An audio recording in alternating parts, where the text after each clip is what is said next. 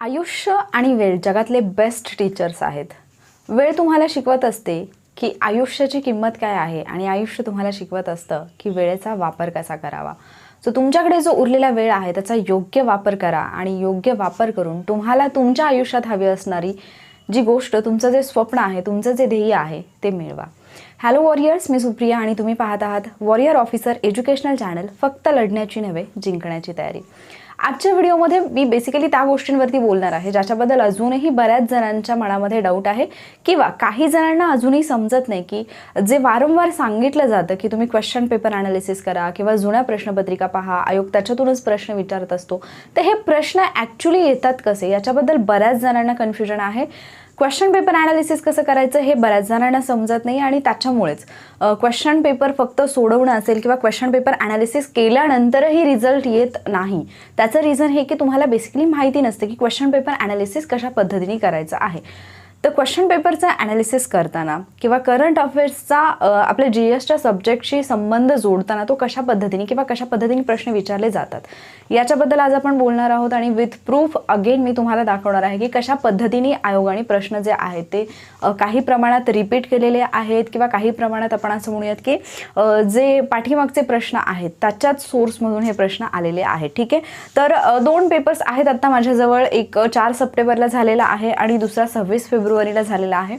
तर 4 सप्टेंबरचा जो पेपर होता त्याच्याबद्दल ऑलरेडी मी डिटेलमध्ये, म्हणजे हिस्ट्रीचे प्रश्न कुठून आले होते, जॉग्रफीचे कसे आले होते, इकॉनॉमिक्सचे कसे आले होते, तर ऑलमोस्ट 15 पैकी 13 ते 14 प्रश्न जे आहेत त्यांचा रेफरन्स मी तुम्हाला दाखवला होता प्रिव्हियस इयर क्वेश्चन पेपर्समधून, ज्याच्यामध्ये तुम्हाला बेसिकली 2014-15चे जे प्रश्न आहेत ते जास्तीत जास्त पाहायला मिळाले होते किंवा 2014-15च्या प्रश्नांच्या संदर्भाने मोठ्या प्रमाणावरती आपल्याला 4 सप्टेंबरच्या एक्झामला प्रश्न पाहायला मिळाले होते आणि त्याचा व्हिडिओ मी ऑलरेडी अपलोड केलेला आहे.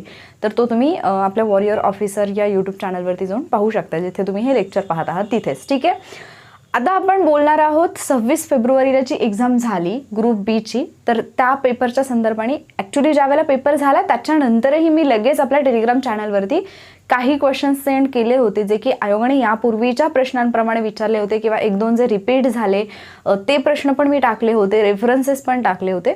मात्र आत्ता परत हे बोलण्याची गरज का येते, कारण येणारी जी 8 ऑक्टोबरची एक्झाम आहे त्या एक्झामच्या अनुषंगाने काही स्टुडंटना अजूनही कन्फ्युजन आहे की आयोगाचे म्हणजे जसे की अध्यक्ष चेंज झाले, सदस्य चेंज झाले किंवा जे काही आता पॅटर्न चेंज होत आहे, एक्झामची जी पद्धती आहे ती चेंज होणार आहे आणि मग याच्यामुळे क्वेश्चन पेपरमध्ये काय काय बदल होऊ शकतात. मग आता मागच्या प्रश्नपत्रिकांचा यूज नाही असंही काही जणांना वाटत आहे आणि काही जण तर सरळ सरळ म्हणतात पण की उगीच सांगतात प्रिव्हियस इयर क्वेश्चन पेपर आणि कुठे प्रश्न आले दाखवा वगैरे, म्हणजे हे जनरली चालू असतं डिस्कशन. तर जर आपण, म्हणजे मी तुम्हाला जस्ट अन एक्झाम्पल म्हणून मी पॉलिटी घेतले, इथे तुम्ही हिस्ट्रीचंही चेक करू शकता, जॉग्रफी चेक करू शकता, इकॉनॉमिक्स चेक करू शकता, मॅथ्स रिझनिंग चेक करू शकता, सायन्स चेक करू शकता आणि करंट अफेअर्स सुद्धा चेक करू शकता. करंट अफेअर्समध्ये सुद्धा ठराविक टॉपिक ठरलेले असतात ज्याच्यावरती मॅक्झिमम प्रश्न विचारले जातात. अगेन ज्यावेळेला आपण हे सगळं पाहतोय त्यावेळेला एक गोष्ट लक्षात ठेवा की काही जणांचं म्हणणं असं असतं की 100 प्रश्नांपैकी, म्हणजे इतिहासचे जर प्रश्न घेतले तर आम्ही तर त्याच्यामध्ये 3-4 प्रश्न असे पाहिले की ज्याचा कुठे रेफरन्सच नाही सापडला किंवा याच्यापूर्वी आयोगाने विचारलंच नाही, नवीनच काहीतरी विचारलं, सायन्सचं काहीतरी वेगळंच विचारलं, माहिती नाही की कुठून विचारलं. ठीक आहे, तर एक असते ती भावना असते प्रत्येकाच्या मनामध्ये क्वेश्चन पेपर झाल्यानंतर. पण मला सांगा की 100 जे प्रश्न आहेत 100 पैकी 100 प्रश्न अटेम्प्ट करणारे फार थोडे लोक असतात आणि काही जण असतात ज्यांचे तुक्के पण लागतात. बट 100 पैकी 100 मला अटेम्प्ट करायचे किंवा 100 पैकी अटेम्प्ट म्हणण्यापेक्षा मी असं म्हणेन की 100 पैकी 100 प्रश्न येणारे खूप थोडे नाही, कोणीच नसतं ज्यांना 100 पैकी 100 प्रश्नांची उत्तरे येतील. ठीक आहे, आणि 100 पैकी 100 आपल्याला घ्यायचे पण नसतात. ठीक आहे, आपल्याला जेवढे आवश्यक आहे तेवढे घ्यायचे असतात आणि त्याच्यामध्येही आपला फर्स्ट फोकस हा असला पाहिजे की आपली ॲक्युरसी आपल्याला मेंटेन करता आली पाहिजे. ठीक आहे, मग जर तुम्ही आयोगाने विचारलेले सगळ्या 7 सब्जेक्टमधले जर असे क्वेश्चन्स तुम्ही फाइंड आउट केले की ज्यांचा PYQ मध्ये तुम्हाला रेफरन्स मिळत नाहीये किंवा तुम्ही जे रेग्युलर रेफरन्स बुक यूज करता त्याच्यामध्ये रेफरन्स मिळत नाही, तर असे क्वेश्चन्स असून किती असणार आहेत, मॅक्झिमम किती असू शकतात असे क्वेश्चन्स, 20 ते 25 पकडून चाला. जर आपण 20 ते 25 जरी क्वेश्चन्स असे आहेत असं म्हटलं तरी सुद्धा 75 मार्क्सचे प्रश्न असे आहेत जे की तुमच्या रेग्युलर रेफरन्सेसमधून किंवा PYQ मधून आलेले आहेत. मग तुम्हाला 75 स्कोर सुद्धा आणायचा नाहीये.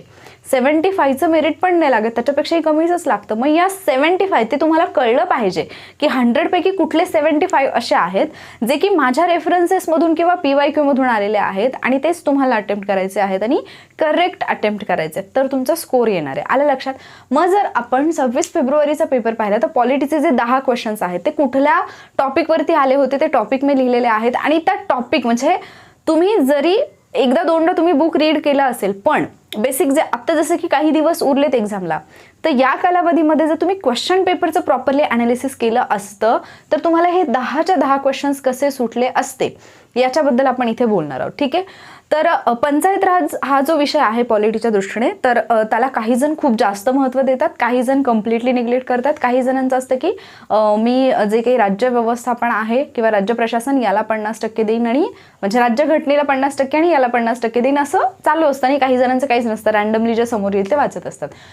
तर एक आयोगाने थोडासा तो चेंज केलेला आपल्याला पाहायला मिळतो 2021 मध्ये. तो म्हणजे यापूर्वी 2 प्रश्न, सर्वसाधारणपणे 2 प्रश्न येत होते. आता मात्र आयोगाने 3 प्रश्न विचारलेले आहेत. मग आता हे जे 3 प्रश्न विचारलेले आहेत याच्यामध्ये सरपंचाचं पद रिक्त कसं होतं याच्याशी संबंधित प्रश्न आहे. हे जर तुम्ही 2019चा पेपर पाहिला तर 2019 मध्ये सरपंचाशी संबंधित अविश्वास प्रस्तावाबद्दलचा प्रश्न होता.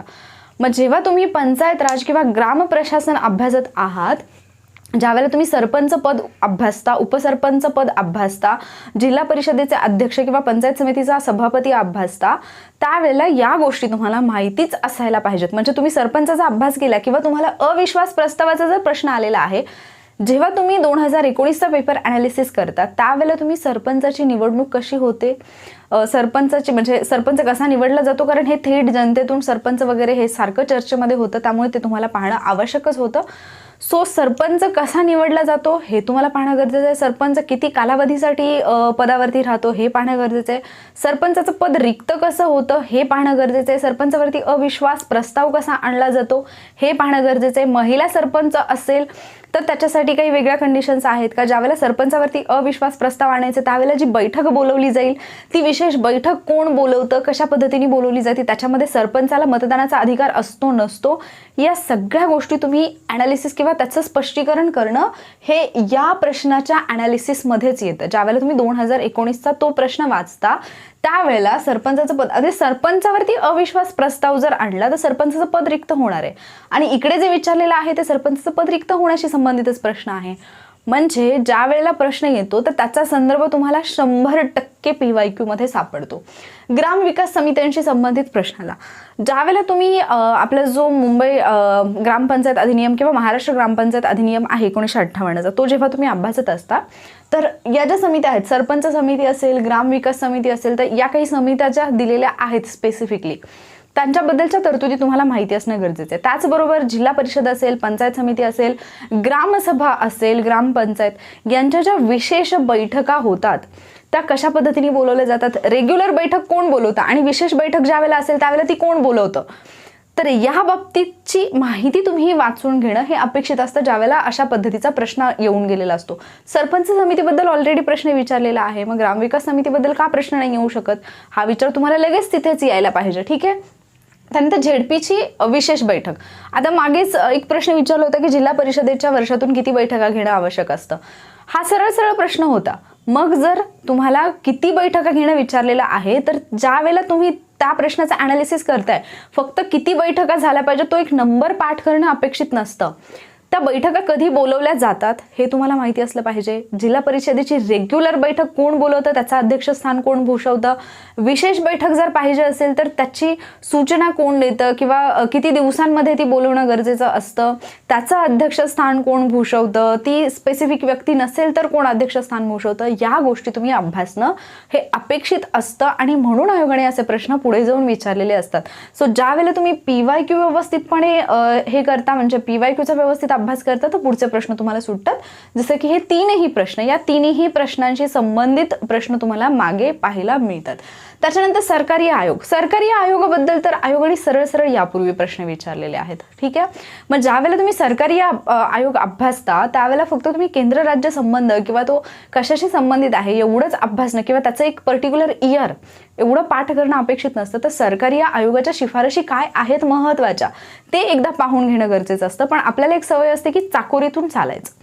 वन लाइनर क्वेश्चन आहे, सरकारी आयोग कधी स्थापन करण्यात आला किंवा कुणी स्थापन केला, आम्ही तेवढंच पाठ करणार बस, बाकी आम्हाला काही घेणं देणं नाही. ज्यावेळेला तुम्ही असं करता तर मग आयोग पण तसंच करतो की तुम्ही जेवढं सांगितलंय की हां चला, मग तुम्ही नाहीच बसत आहे त्याच्यामध्ये. ज्याला करता येतंय, म्हणजे बऱ्याचदा तर रीडिंग बिटवीन द लाईन जे आपण म्हणतो की ज्यावेळेला तुम्ही करंट अफेअर्स वाचताय किंवा कुठलाही सब्जेक्ट वाचताय, तिथे जे लिहिलेलं नाही ते सुद्धा तुम्हाला समजणं गरजेचं असतं. कारण असे जे प्रश्न आहेत, पुढे जाऊन ज्यावेळेला संसदीय पद्धतीवरती एक प्रश्न आला होता, तर तो प्रश्न तुम्हाला जसंच्या तसं वाक्य तुम्हाला बुकमध्ये नाही पाहायला मिळणार, पण तुम्हाला ते समजून घेणं गरजेचं आहे की संसदीय पद्धती काय असते, राजेशाही जी असते किंवा म्हणजे लोकशाहीचे जे प्रकार आहेत, अध्यक्षीय असेल किंवा संसदीय असेल, याच्यामध्ये डिफरन्स काय आहे हे बुकमध्ये जसंच्या तसं दिले ते तुम्हाला पाठ असणं अपेक्षित नाहीये. त्याचा अर्थ तुम्हाला समजणं गरजेचं आहे, त्याच्यावरून ते प्रश्न सुटत असतात.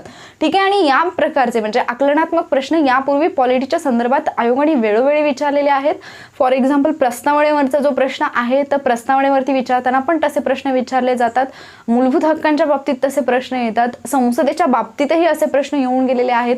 न्यायालयीन पुनर्विलोकनाचं जे तत्व आहे त्याच्या बाबतीत तसे प्रश्न आलेत. सर्वोच्च न्यायालय, उच्च न्यायालयाच्या बाबतीत तसे प्रश्न आलेत. सो तुम्ही ज्यावेळेला एखादा कंटेंट वाचताय, फक्त फॅक्ट लक्षात घेणं गरजेचं नाही, त्याच्या पाठीमागे असणारी कन्सेप्ट समजून घेणं गरजेचं आहे. त्याच्यानंतर महाधिवक्ता 2012, 2014, 2016, 2019 प्रत्येक वर्षी महाधिवक्ता, महान्यायवादी या दोघांपैकी एकावरती प्रश्न विचारलाय. फक्त एका पेजचं प्रकरण आहे. आणि हे मी स्ट्रॅटजीच्या व्हिडिओमध्ये पण सांगितलंय की महाधिवक्ता आणि महान्यायवादी हे दोघे जे आहेत ते तुम्हाला एक साथच अभ्यासायचे आहेत.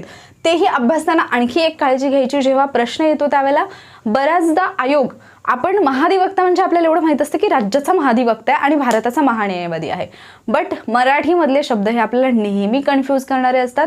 आयोगाने एकदा प्रश्न विचारताना महाधिवक्ता हा शब्द वापरला होता, मात्र प्रश्न असा होता की भारताचा महाधिवक्ता, म्हणजे तिथे आयोगाला अपेक्षित काय आहे, महान्यायवादी. भारताचा महान्यायवादी असतो असं आपण म्हणतो, पण आयोगाने भारताचा महाधिवक्ता दिलेलं होतं, तर तुम्हाला महाधिवक्ता, महान्यायवादी दोन्ही पाहिजे, पण ते पाठ असून गरजेचं नाही. म्हणजे तो प्रश्न बऱ्याच जणांचा त्यावेळेला चुकला होता. का चुकला होता?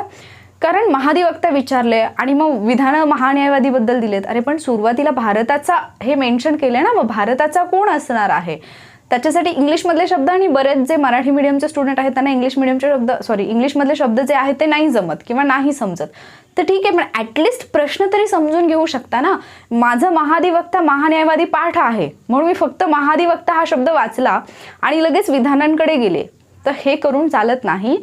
कारण एक्झाम ही तुमच्या तुम्हाला एक अधिकारी बनवायचे, फक्त अधिकारी नाही, कर्तव्यदक्ष अधिकारी, आणि जो म्हणजे काय म्हणतो आपण त्याला, सदसद विवेक बुद्धीने विचार करून निर्णय घेऊ शकतो, अशा अधिकाऱ्यांची त्यांना गरज आहे. आणि तुम्हाला जर प्रश्न वाचता येत नसेल, प्रश्नांच्या बाबतीत तुम्ही एवढी घाई करत असाल, तर ज्यावेळेला पुढे जाऊन तुम्ही अधिकारी म्हणाल, तुमच्या समोर जे काही प्रश्न येतील, तर म्हणजे समोरची व्यक्ती जे काही सांगते ते तुम्ही ऐकूनच नाही घेणार. तुम्ही अगोदरच तुमच्या मनामध्ये पूर्वग्रह ठेवून किंवा मला हे सगळं माहिती प्रकरण या अनुषंगाने तुम्ही तुमचे निर्णय घेऊ शकता.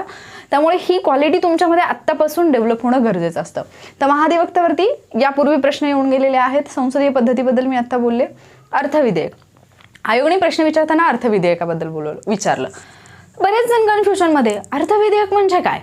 आम्हाला धनविधेयक माहिती आहे की कोण मांडतं, त्याची प्रोसिजर काय आहे, कुठल्या सभागृहामध्ये पहिल्यांदा मांडलं जातं, राष्ट्रपतीची पूर्वसंमती आवश्यक असते की नसते, किंवा कुठल्या सभागृहाला विशेष अधिकार आहेत, कुठलं सभागृह आहे ते त्याच्यामध्ये सुधारणा नाही करू शकत, किंवा कशासाठी त्याच्यासाठी संयुक्त बैठक आहे नाही, राष्ट्रपती ते परत पाठवू शकतात की नाही पाठवू शकत. अगेन कन्फ्युजन याच्यामध्ये की राष्ट्रपती त्याला नाकारू शकतात की नाही नाकारू शकत, संमती रोखून ठेवू शकतात की नाही रोखून ठेवू शकत. राष्ट्रपती जे धनविधेयक आहे, अर्थविधेयक आहे, ते पुनर्विचारार्थ नाही पाठवू शकत. का नाही पाठवू शकत? कारण ते त्यांच्या पूर्वसंमतीनेच हे केलेलं असतं, मांडलेलं असतं, पण ते संमती रोखून ठेवू शकतात.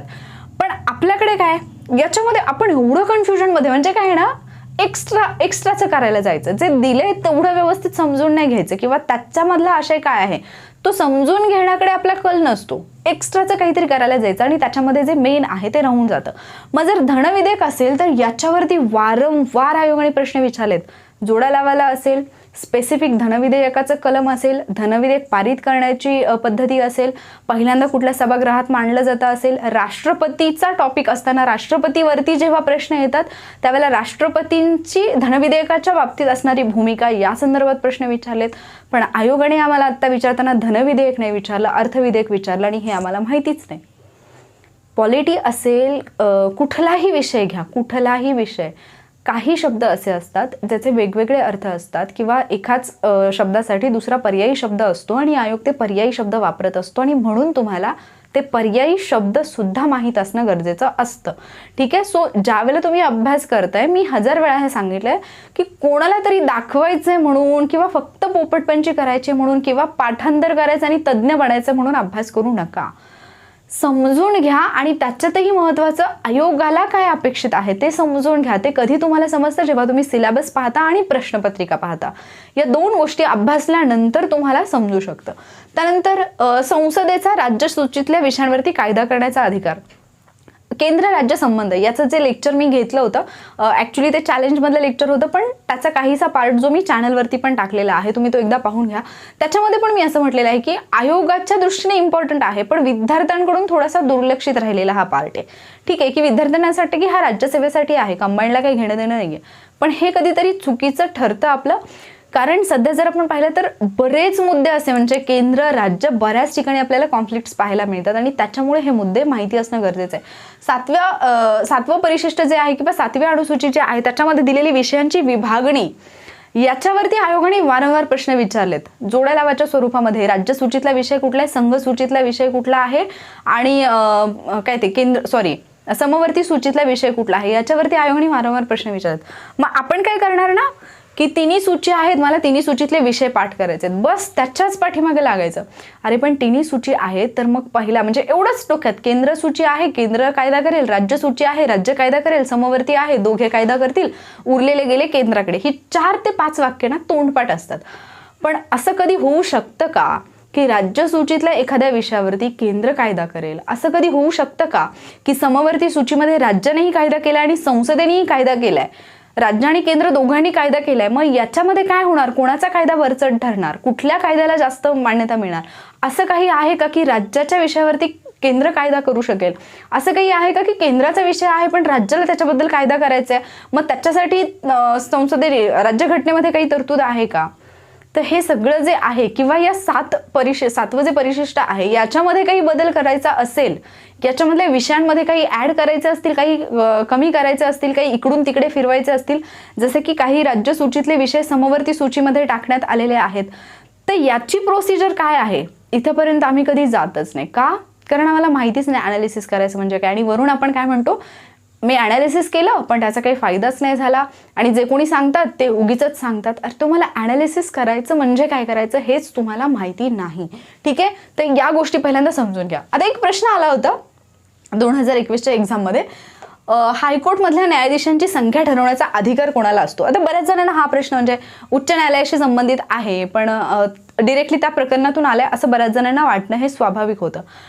पण एक गोष्ट कोणाच्या लक्षात आली का की जस्ट त्यापूर्वी सर्वोच्च न्यायालयामधले जे न्यायाधीश आहेत त्यांचा जो टोटल नंबर आहे तो वाढवण्यात आला होता आणि सगळ्यांनी करंटचा अभ्यास करताना सर्वोच्च न्यायालय प्रॉपरली केलं. सर्वोच्च न्यायालयाचे न्यायाधीश किती होते, ती संख्या कितीनी वाढली, कधी कधी ती वाढली, जेव्हा सर्वोच्च न्यायालयाची स्थापना झाली त्यावेळेला ती संख्या किती होती, ही संख्या वाढवण्याचा अधिकार कोणाला आहे, राष्ट्रपतींना काय पॉवर आहे, संसदेला काय पॉवर आहे, हे सगळ्यांनी पाहिलं. पण सुप्रीम कोर्टच्या संदर्भाने हा प्रश्न उच्च न्यायालयाच्या संबंधित येऊ शकतो, हायकोर्टच्या संबंधित येऊ शकतो, इथपर्यंत आमची मजलच नाही गेली. सुप्रीम कोर्टच्या बाबतीत आम्ही इतकं खोलात जातो, इतकं वाचलं त्यावेळेला, कारण ते करंटमध्ये आहे. पण त्याच संदर्भाने एक रिलेटिव्ह क्वेश्चन दुसरा बनू शकतो, इथपर्यंत विचार नाही करायचा. कधी कधी विचार नाही करायचा किंवा विचार जरी आला तरी सुद्धा आळशी बनायचं आणि सोडून द्यायचं, ही एक आपल्याला सवय असते. तर लक्षात घ्या की आयोगालाही माहिती की हे सगळ्यांनी वाचलंय, असं काहीतरी विचारूया ज्याच्याकडे तुम्ही दुर्लक्ष केलं असेल, आणि ते होतं हायकोर्टमधल्या न्यायाधीशांची संख्या. तर ज्यावेळेला अभ्यास करताय म्हणजे हल्ली तर तुम्ही पाहिलं असेल 2020-21 दोन्ही पेपर तुम्ही पाहिले असतील, जे मुद्दे फार चर्चेत आहेत ना, फार ज्याच्याबद्दल सगळ्यांना माहिती आहे, न्यूजवरती पण कंटिन्युअसली जे चालू आहे त्याच्यावरती आयोगाने प्रश्न नाही विचारले. जे पुरेपूर माहिती आहे, विद्यार्थ्यांचं तोंडपाठ झालंय असे प्रश्न आयोग नाही विचारत आहे. आयोग अशा गोष्टी विचारत आहे ज्याच्याकडे तुम्ही दुर्लक्ष करत आहात. आणि त्यामुळे तुम्हाला ते समजलं पाहिजे की अशा कुठल्या गोष्टी आहेत ज्यांना आपण गरजेपेक्षा जास्त महत्त्व देतोय, किंवा करंटमधला असा कुठला मुद्दा आहे जो एकदा वाचलाय, तो पाठ झालाय, पण नाही आम्ही परत परत तोच करतोय, की नाही अरे हे इम्पॉर्टंट आहे, हे खूप चर्चेत होतं. बऱ्याचशा गोष्टी चर्चेत असतात. फक्त एवढंच आहे की तुमच्यापर्यंत कुठली चर्चा पोहोचते आणि कुठली चर्चा पोहोचत नाही. जसं की महाराष्ट्राच्या बाबतीत पाहिलं तर 8 ते 10 दिवस की चांगलं 15 दिवस आपण पाहिलं होतं की एकच प्रकरण चालू होतं. मग त्याच्यासाठी मग तुम्हाला त्याच्याशी एखादा प्रश्न बनवू शकतो, मी असं नाही म्हणत की त्याच्यावरती प्रश्नच येत नाही, बट कशाला किती इम्पॉर्टन्स द्यायचा, तुमची प्रायोरिटी काय हे तुम्हाला ठरवता आलं पाहिजे. ठीक आहे. त्याच्यानंतर घटना समित्यांवरती एक प्रश्न आलेला. घटना समितीचे आय थिंक कामकाज नियम पद्धती संदर्भात एक प्रश्न होता की त्याचे अध्यक्ष कोण. त्या घटना समितीच्या किंवा संविधान सभा जी आहे त्याच्या ज्या वेगवेगळ्या समित्या होत्या याच्यावरती तर म्हणजे आयोग कंटाळा आला असेल आयोगाला प्रश्न विचारून जोड्याला वाला प्रश्न विचारून. आता हे जे काही मी प्रश्न दिलेत ना तुम्हाला संदर्भ, हे मी फक्त कंबाईंड ग्रुप बी चे दिलेले आहेत. तुम्ही जर राज्यसेवेचे पेपर पाहिले, ग्रुप सी चे पेपर पाहिले, तर तुम्हाला कंबाईंडचा जो पेपर आहे त्याच्यामध्ये क्वचितच एखादा प्रश्न असा सापडेल जो की ज्याचा संदर्भ तुम्हाला बाकी कुठे नाही मिळत आहे. अदरवाईज जेवढे प्रश्न येतात, मी अगेन सांगते की 75 एवढे प्रश्न तर तुम्हाला 100% सापडतात जे प्रिव्हियस इयर क्वेश्चन पेपरमधून आलेले आहेत. करंटचे सुद्धा तुम्हाला जर नोबेल पुरस्कारावरती मागे प्रश्न विचारला असेल तर तुम्हाला आत्ता ते करायचे, कारण त्याच्यावरती प्रश्न येतो. फक्त प्रश्न विचारण्याची थोडीशी टेक्निक जर बदलली गेली असेल तर तुमचा अभ्यास त्या पद्धतीने बदलणं हे गरजेचं असतं. हिस्ट्रीचे 7 ते 9 क्वेश्चन इझिली 7 ते 9 क्वेश्चन समाज सुधारकांवरतीच आहेत. मग कुठले समाज सुधारक करायचे? आपल्याला एक सवय असते की कधी कधी आयोगाने समाज सुधारकांमध्ये अशी काही नावं विचारलेली असतात ती ऍक्च्युली महाराष्ट्राच्या संदर्भाने असतात आणि ते आपल्या वाचनात आलेले नसतात. कारण आपल्याला तेच आपल्याला सवय असते की तेच एक म्हणजे रट्टा मारो पद्धती आपली असते आणि त्याच्या पद्धतीने आपण अभ्यासत असतो. आणि मग सडनली काहीतरी एक नवीन नाव येतं एखाद्या समाज सुधारकाचं आणि मग तो कुठल्या एरियातला आहे याच्यावरून आपण काय करतो ना, त्याच्या शहरातले तिथले आजूबाजूचे छोटे छोटे सगळे लोक आपण अभ्यासत बसतो. पण जे मेन ज्यांच्यावरती वारंवार प्रश्न विचारले जातात त्यांना आपण सरळ निग्लेक्ट करतो. तर हे करू नका. 90 डेज चॅलेंजमध्ये डेली समाज सुधारक जे आहेत त्यांच्यावरती डिस्कशन होतं आणि ते डिस्कशनचे जे व्हिडिओज आहेत ते आपलं चॅनल आहे यूट्यूबला वॉरियर ऑफिसर 2.0 याच्यावरती मी अपलोड करत आहेत. ऑडिओ टाईप म्हणजे ऑडिओ हे आहेत ते ऑडिओच्या फॉर्मॅटमध्ये आहेत ते सगळे व्हिडिओज. बट त्याच्यामध्ये जी इन्फॉर्मेशन वॉरियर्सनी दिलेली आहे 90 डेज चॅलेंजमधल्या स्टुडंट्सनी, म्हणजे तुमच्याकडे एक रेफरन्स असेल पण त्यांनी 3-4 रेफरन्सेस यूज करून ती माहिती तुमच्यापर्यंत म्हणजे त्यांनी ॲक्च्युली त्यांच्या अभ्यासासाठी हे केलेले, पण ती माहिती तुमच्यापर्यंत पोहोचावी म्हणून तेच जे ऑडिओज आहेत त्यांचे डिस्कशनचे जे पण पार्ट आहे तो मी ऑलरेडी त्या चॅनलवरती टाकला आहे. तर एक्झामच्या आधी मी तुम्हाला नक्की सजेस्ट करेन की ते व्हिडिओज नक्की पहा, म्हणजे ते नक्की ऐका. त्याच्यामध्ये जी माहिती दिलेली आहे आणि सगळे महत्त्वाचे समाज सुधारक जे आहेत सगळे ते तिथे कव्हर करण्यात आलेले आहेत आणि मी अजूनही ते अपलोड करते व्हिडिओज, तर ते मिस नका करू. आणि स्पेसिफिकली 90 डेज चॅलेंजवाले तुम्हाला तर मी म्हणजे ॲक्च्युली हा प्रोजेक्ट जो आहे की ते जे व्हिडिओज तुमचे जे ऑडिओज आहेत ते कट करून तेवढा जो पार्ट आहे तो प्रोव्हाइड करणं हे मी तुमच्यासाठी सुरू केलेलं आहे. कारण तुम्हाला बऱ्याचदा रिवाईज करायचं म्हटलं तर मग पूर्ण व्हॉइस चॅट जे आहे आपलं 1 तासाचं कधी कधी 1.25 तासाचं असतं, तर तेवढा वेळ तुम्हाला देणं शक्य नाही आणि प्रत्येक वेळेला फॉरवर्ड करत बसणं पण पॉसिबल नाही. ते फाइंड आउट करायला वेळ लागेल तुम्हाला, म्हणून तो पार्ट जो आहे तो कट करून ट्रिम करून मी व्यवस्थितपणे तो व्हिडिओच्या माध्यमातून घेऊन आले. त्यामुळे तुम्ही तर ते मिस करायचंच नाही. त्याच्यासाठी सेपरेट असं म्हणजे आत्ता माझं अभ्यासाचा टायमिंग आहे आणि मी ते ऑडिओ लावलं आणि मी ऐकत बसले असं नका करू. काय करेल, ज्यावेळेस तुमचं बाकीचं काही काम चालू आहे त्यावेळेला जस्ट ते ऐकत तुमचं काम करा, म्हणजे तुमची रिव्हिजन व्यवस्थितपणे होईल. ठीक आहे. तर अशा पद्धतीने जे प्रश्न आलेले आहेत ते याच्यातून आता भूगोलचे जे आहेत, भूगोलमध्येही एक की आपल्याला महाराष्ट्राच्या भूगोलाला इम्पॉर्टन्स आहे अर्थातच आहे, पण आयोगाने मागच्या 2 ते 3 वर्षात काय केलं की इंडियाचे जे प्रश्न आहेत, भारताच्या भूगोलावरचे जे प्रश्न आहेत त्याचा नंबर 1-2 वाढवलेला आहे.